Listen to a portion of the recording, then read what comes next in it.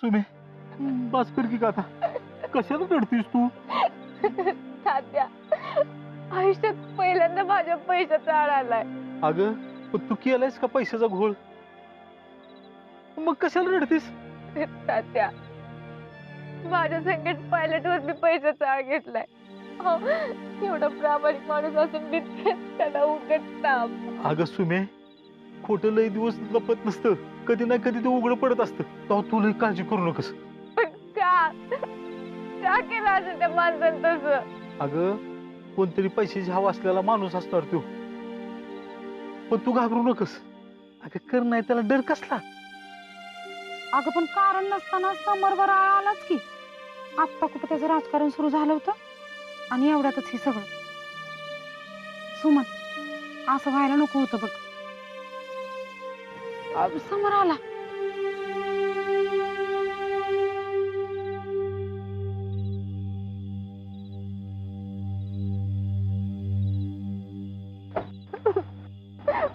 Pilot काय झालं? ताईने निस्तरलंय सगळं, पण जे काय घोटाळे झालेले पैसे होते ते परत द्यायचे. का द्यायचं? अहो आपण पैसे परत दिलं तर आपण चूक कबूल केली असं होईल. सुमन तुझ्या सह्या आहेत त्या कागदांवर. अहो सासूबाई पैसे घेतलंच नाही. जे झालं ते झालं. असो आता काय त्याचा उपयोग? मला तुझ्याशी बोलायचंय जरा.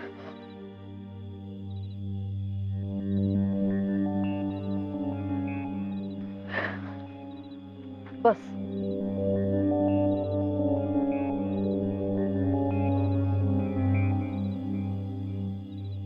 सुमन मला खरं खरं सांग, तू पैसे घेतलेस का नाही? मम्मा तुम्ही कशाला चोरेल पैसे? अरे समर तसं नाही. गरज पडली ना की माणसाचे विचार थांबतात. नाही ताई मॅडम, आमची सुमी तशी नाही हो.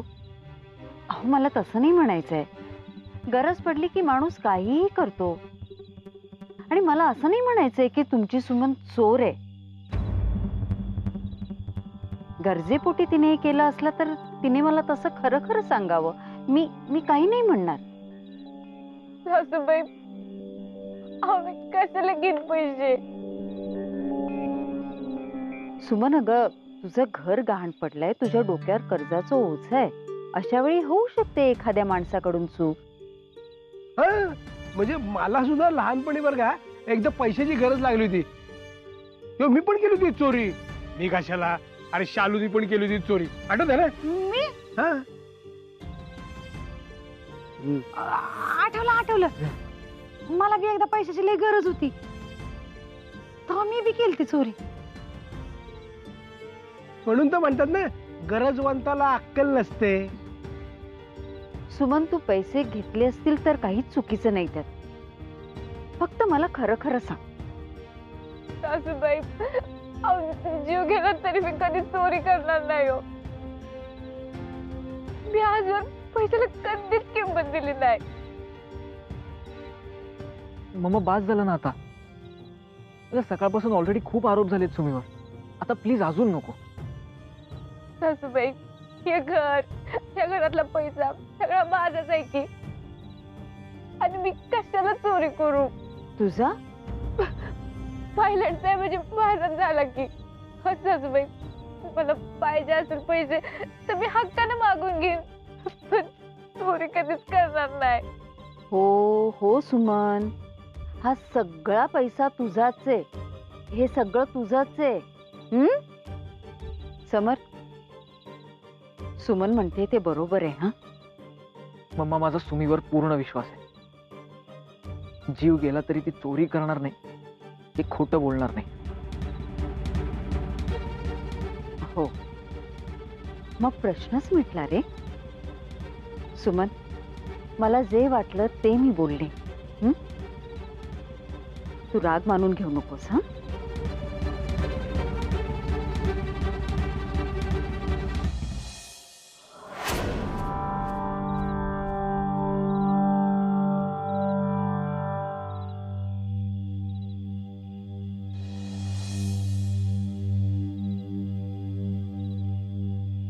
बबन,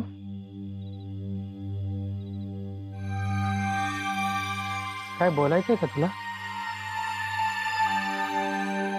बबन साहेब, आयुष्यात तुम्ही कवा चोरी करणारच नाही. ते माहिती आहे मला, पण गेली 2 दिवस तू टेन्शन मध्ये आहेस का? नाही काय. खोटं बोलू नकोस. सुमीबाबत काय असेल तर सांग मला.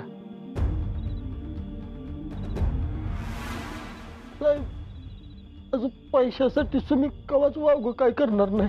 अजून नाही एवढंच. बबन, तू काहीतरी लपवतोयस माझ्यापासून. कसलं टेन्शन आहे? माझ्या लग्नाचं टेन्शन.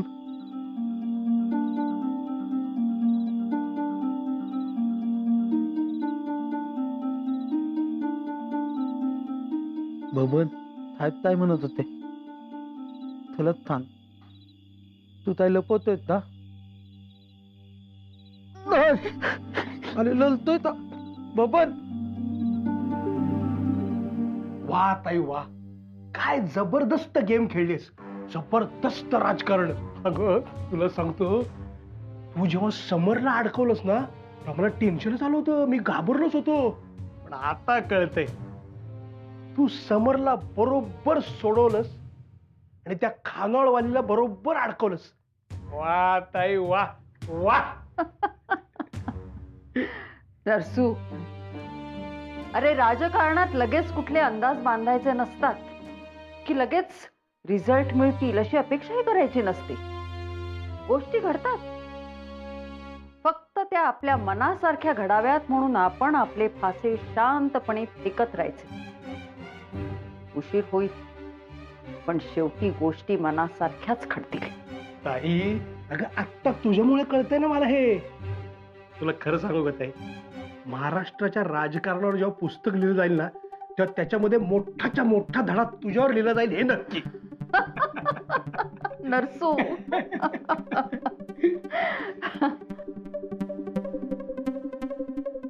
बरं ताई, आता पुढे काय? आता काय? आता त्या खानावळवालीला घराबाहेर काढायचं. अगं ती निघाल्यात जमाय. काय मस्त अडकली ती. नाही नरसू, अजून अडकली नाहीये ती. आता हळूहळू अडके. बघ कसा फास आवडते ती. स्वतः समोरच म्हणायला पाहिजे की ह्या खानावळवालीने पैसे खाल्ले. समरचा तिच्यावर असणारा विश्वास तोडल्याशिवाय राहणार नाही मी.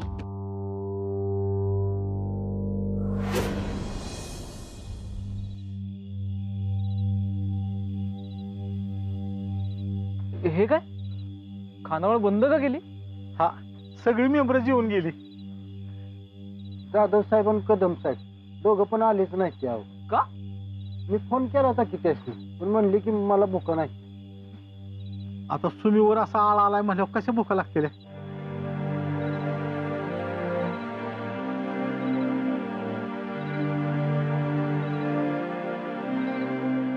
सुमे, तू डोक्यातून विचार काढून टाक बघू आता. कसं काढू पाहिलंय? अरे आजवर मी 1 रुपया खाल्ला नाही, पण आज असा लाखोचा आळ आलाय माझ्यावर. पायलट, मी काय वाईट केलेलं पण माझ्या बाबतीत असं खोटेपणा करायला लागल्यात माणसं.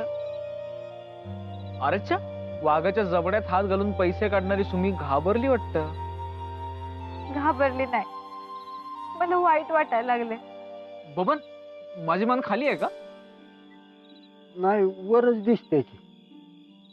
हे बघ, बबन सुद्धा म्हणतोय माझी मान वर आहे म्हणून.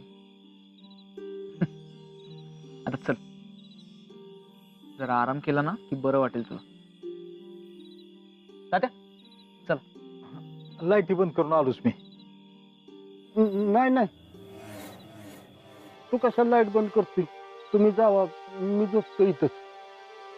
अरे जरा आवरून जातो. जावा पो, तुम्ही सुमीला घेऊन व्हा पुढं. मी आलोच आवरून. हा बबन, अरे पण तू खानावळीत का झोपतोय? तात्यांच्या खोलीत आहे की जागा? नाही आवाज, सुरेश गुडतोय. बबन, अरे तात्यांचं घोरणं ऐकल्याशिवाय तुला झोप येत नाही म्हणून रडत होतास तू. म्हणून इकडे आलास ना राहायला. मग आता काय हरकत आहे खोलीत राहायला? अरे बाहेर थंडी आहे. नाही पण मी इथंच बरं आहे. तुम्ही जावा. सुमीच्या खानावळीला कोणतरी राखणदार पाहिजे का नको? ठीक आहे चल. आणि हा, तुला बंगल्यात यावंसं वाटलं झोपायला तर ये, तुझंच घर आहे. हं?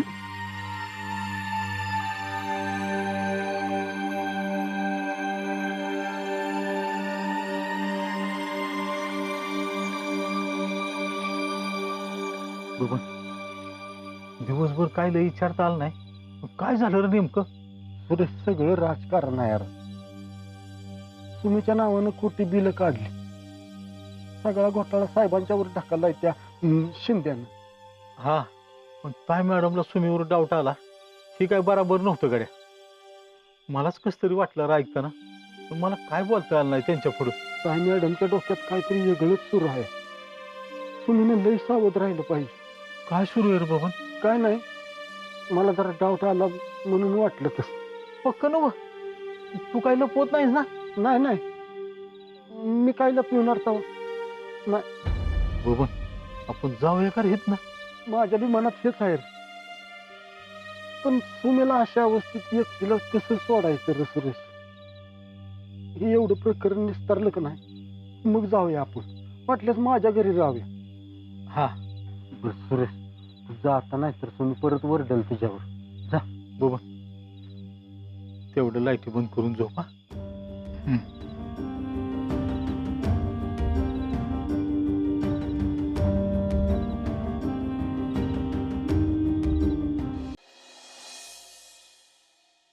ताई, माझी सगळी तयारी झाली. धमाका आजच उडवायचा आहे ना? हो म्हणजे काय? घ्या काढा प्या पटकन. नको नको, का नका? मला आज काम आहे त्यामुळे नको.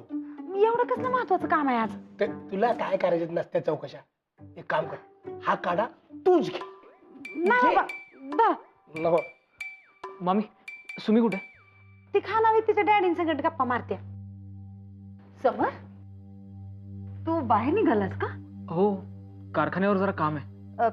आज जाऊ नको समर. मम्मा, अगं महत्वाचं काम आहे. अरे सगळ्या गोष्टी जरा शांत होऊ देत. मम्मा, आपण जर असंच घाबरत राहिलो ना तर जास्तच करणार तो शिंदे. आणि कारखान्यात नेमका काय घोळ झालाय तो बघायचाय मला. सुमीच्या नावावर नेमका कोणी घोळ केलाय तो चेक करायचा. समर, मी आज एका ज्योतिषाला बोलवलंय. फार मोठे आहेत ते. मम्मा, अगं असल्या माणसांवर नसतो विश्वास ठेवायचा. समर प्लीज नाही म्हणू नकोस. माझ्या समाधानासाठी बोलवतेय मी. बरं ठीक आहे, पण माझा विश्वास नाही या सगळ्यावर. आज बबनला घरीच ठेवशील? माझं काम आहे त्याच्याकडे. ठीक आहे, चालेल, मी येतो. बाय. ताई, अगं समर पाहिजे ना घरी. बोलवून घेऊया आपण त्याला. एवढं काय आहे पण आज? शालू, हा? तू त्या खानाळवालीचा बोऱ्या विस्तारा गुंडाळायला घे. म्हणजे त्या खानाळवालीची या घरात लवकरच सुट्टी होणार आहे. वत्सू, आता जरा गप्प बसतोस का? आणि ठरलेली कामं कर आधी. हो ताई, करतो. सुमे, अगं इथनं जायचं म्हणतो या. म्हणजे आणि इथं बंगल्यावर राहायला नका. का? नका असं पुरीच्या दारात राहून नाही वाटत ग. का? काय झालं? काय नाही, हे बघ असा तुझ्या ही पैशाचा आळा आला या. पुढे जाऊन तुला कोणाचं ऐकू लागू नाही म्हणून म्हणतोय मी. अहो पण तात्या, तुम्ही जाणार कुठं? माझं घर आहे की.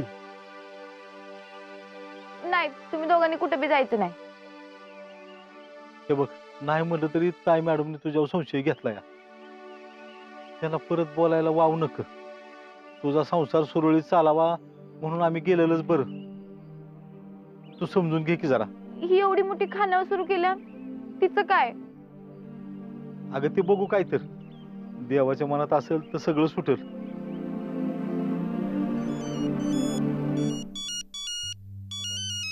हॅलो, हा साहेब. हा हा, बर बर, होय होय.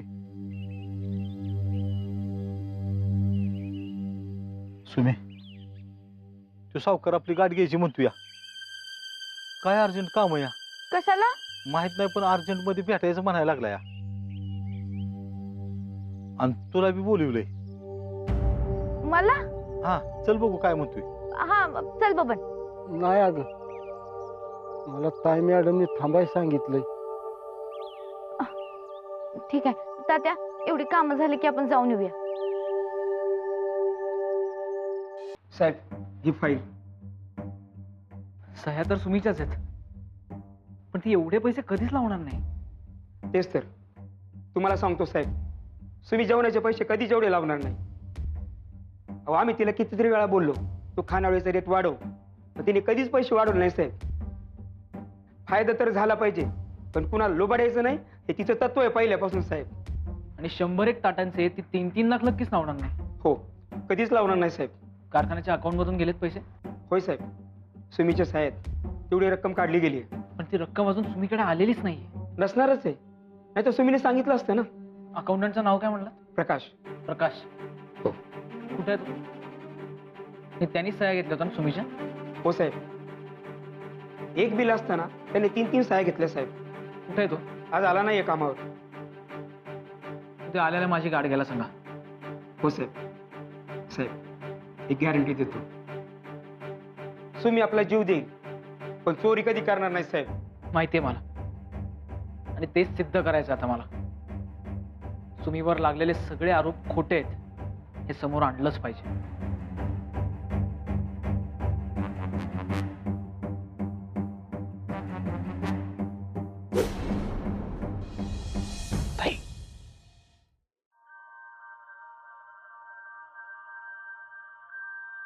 अनुराधा, काय आहे? सुमनची पत्रिका बघतोय आपण. ती तर बघितली ना. हो, पण ती संख्ये गुरुजींनी बघितली होती. समरच्या पत्रिकेला सुमनच्या पत्रिकेची जोड मिळाली की समर मुख्यमंत्री होणार होता, म्हणून आपण सुमन आणि समरचं लग्न लावून दिलं. माहिती आहे ना तुम्हाला? हो, पण आता परत कशाला पत्रिका बघायची? अहो भाऊजी, समर मुख्यमंत्री होतच नाहीये, उलट सगळे अडथळे येत आहेत. मग पत्रिका बघायला नको? बरोबर आहे पत्रिका. या पत्रिकेत प्रबळ राजयोग आहे. बर ठीक आहे, ती पत्रिका द्या. आता हे रजिस्टर बघा, यात जन्म नोंदणी केलेली आहे, त्याच्यावरनं पत्रिका बनवा आणि बघा बरं. ताईला अशी शंका आहे की सुमनची पत्रिका नीट बनवली गेली नाहीये. म्हणजे कसं आहे, जरा जरी 19-20 झालं ना तरी ग्रह इकडे तिकडे होता तो, म्हणून आपली परत नव्याने पत्रिका बनवतोय आणि बघतोय. अहो पण कशाला? अहो भाऊजी, आता आपण एखाद्या डॉक्टरकडे गेलो आणि त्याचं म्हणणं आपल्याला पटलं नाही तर आपण दुसऱ्या डॉक्टरकडे जातो की रे, सेकंड ओपिनियन म्हणून. तसंच आहे. अहो पण आता समर आणि सुमीचं लग्न झालंय ना, आता पत्रिका बनवून काय उपयोग? समर सुमनचं लग्न तिच्या पत्रिकेतल्या राजयोगासाठी केलं, हे विसरलात का तुम्ही? झालं का महाराज? होतीये का पत्रिका? म्हणजे ही पत्रिका आणि ही पत्रिका दोन्ही एकसारख्या नाही, दोन्ही पत्रिका वेगळ्या आहेत. बघा बाबा, मी म्हणलो होतो जरा जरी 19-20 झालं तरी ग्रह इकडचे तिकडे होतात.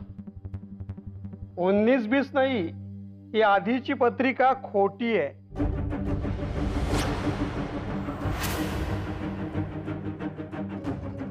अहो मला ज्या जन्मतारखेच्या नोंदी दिल्या होत्या ना त्या खूप वेगळ्या आहेत. ही पत्रिका त्या मुलीची असूच शकत नाही. वेळेत किंवा तारखेत पुढे मागे होऊन काही बदल नाही झालेला? नाही. अहो नक्षत्रच काय, एक रास सुद्धा जुळत नाहीये. हे बघा, या दोन्ही पत्रिकेमध्ये जमीन आसमानचं अंतर आहे. अहो ही आधीची तुमची पत्रिका शुभ आहे, पण नंतरची मात्र ही पत्रिका अशुभ आहे. काय सांगताय काय गुरुजी? हो, तुम्हाला कोणीतरी खोटी पत्रिका देऊन फसवलंय. ताई, म्हणजे सुरेशरावांनी फसवलं आपल्याला? नाही नाही नाही, असं होऊच शकत नाही, हे शक्यच नाही. हे सत्य आहे. नरसू, तू समरला बोलवून घे. मी आता गप्प बसणार नाही म्हणजे नाही. अनुराधा, अगं तू का करतेस हे सगळं? का करतेय म्हणजे माझ्या मुलासाठी करतेय मी हे. आता सुमन समोर असती ना तर तिला जाब विचारला असता मी. नरसू, तू समरला फोन करून बोलून घे बघू आधी.